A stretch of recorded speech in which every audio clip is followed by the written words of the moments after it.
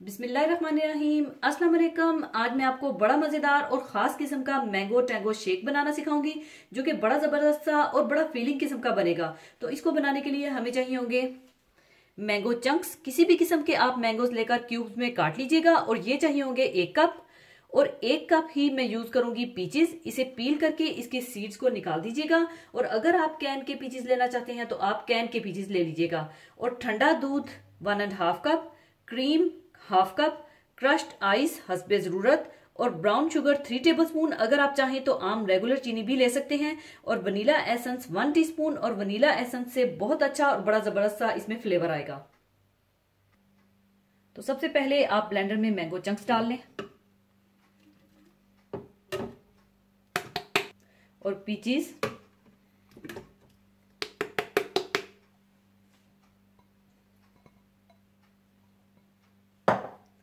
ठंडा दूध,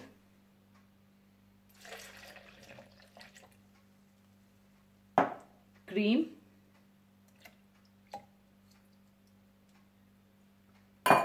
brown sugar, vanilla essence और क्रश्ड आइस डालकर अच्छी तरह से ब्लेंड कर लें।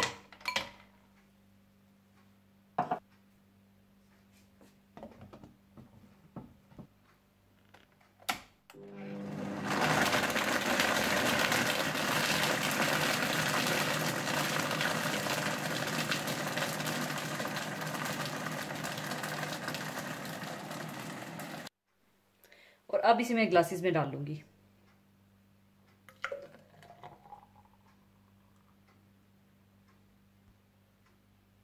लीजिए, बहुत मजेदार मैंगो टैंगो शेक तैयार है। जरूर बनाइएगा। और जाने से पहले एक हदीसे पाक शेयर करना चाहूंगी। हदीसे पाक इस तरह से है। हजरत इब्ने अब्बास रजी अल्लाह ताला अन्हो से रवायत है कि रसूलुल्लाह सल्लल्लाहु अलैहि वसल्लम ने इरशाद फरमाया कि 2 आंखें ऐसी हैं जिनको दोज़ख की आग नहीं छू सकती। एक वो आंख जो अल्लाह के खौफ से रो पड़ी हो, और दूसरी वो जिसने अल्लाह की राह में निगहबानी करते हुए रात गुजारी हो। इंसान को एक अजीम खतरा दरपेश है। वो खतरा है अजाब जहन्नुम का। ये खतरा किस तरह टल सकता है? ये एक बुनियादी सवाल है, और इसी का जवाब हमें इस हदीस से मिलता है। इंसानी जिंदगी जिन आसार से घिरी हुई है, अगर आदमी इनमें गौर व फिक्र से काम ले तो इस बात को समझने में इसे कोई दुश्वारी नहीं होगी कि राहत हो या तकलीफ, सब कुछ अल्लाह के हाथों में है। अल्लाह ताला अगर अपने बंदों के लिए आराम और राहत का सामान करता है तो वो इन्हें अजाब देना भी जानता है। आराम और राहत की जो महदूद शक्ल जहां दुनिया में दिखाई देती है, इसकी कामिल शक्ल आखिरत में जन्नत की सूरत में है। और जिस मुसीबत और तकलीफ की कमतर शक्ल हम दुनिया में देखते हैं, इसकी अजीम तर शक्ल आखिरत में जहन्नुम की सूरत है। दुनिया में तकलीफों से बचने के लिए इंसान मुख्तलिफ तदाबीर इख्तियार करता है। गर्मी से बचने के लिए साया फराहम करता है, अपनी रहायशगाह को एयर कंडीशन और पंखों से मुज़य्यन करता है, और सर्दी से बचने के लिए गर्म मलबूसात और दूसरी तदाबीर इख्तियार करता है। लेकिन इस बड़ी तकलीफ से बचने के लिए जो जहन्नुम में पेश आएगी, क्या तदबीर हो सकती है? हकीकत यह है कि एक तदबीर के सिवा इस सिलसिले में सारी ही तदबीरें नाकाम साबित होंगी। वो तदबीर ये है कि अल्लाह ताला की अनायत की निगाह हासिल करने की कोशिश की जाए और इसको राजी किया जाए। इसके लिए इस हदीस में 2 चीज़ों का जिक्र फरमाया गया है।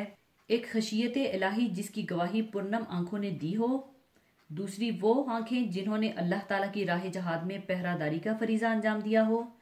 अल्लाह ताला की शान रहमत से ये दोनों आंखें जहन्नम की लपेट से दूर रहेंगी, क्योंकि एक मोमिन जो रातों में अल्लाह ताला के लिए पहरा देता हो, इससे इसकी तवक्का नहीं की जा सकती कि वो गैर जिम्मेदार होगा। इसी तरह अल्लाह ताला के खौफ से रोने वाले शख्स से इसकी तवक्का नहीं की जा सकती कि वो एक तरफ तो अल्लाह ताला के खौफ से आंसू बहाएगा, लेकिन दूसरी तरफ अल्लाह और इसके बंदों के हकूक तल्फ करेगा। इसलिए जिस आंख से खौफ खुदाबंदी के सबब आंसू रवा हुए हों, या वो आंख जो राह खुदा में बेदार रही हो, जहन्नुम की मुस्तहिक हो ही नहीं सकती।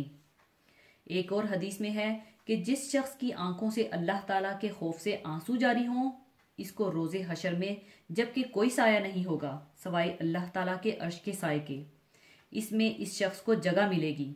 इसी तरह अल्लाह ताला की राह में घड़ी भर के लिए जहाद करना लैलतुल कद्र में हजर अस्वद के करीब क़याम करने से बेहतर है।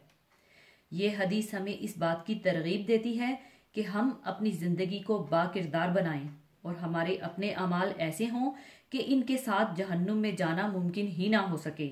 इसी के साथ मैं आपसे इजाज़त चाहूँगी। अपना बहुत ख्याल रखिएगा, दुआओं में याद रखिएगा। अल्लाह हाफिज़।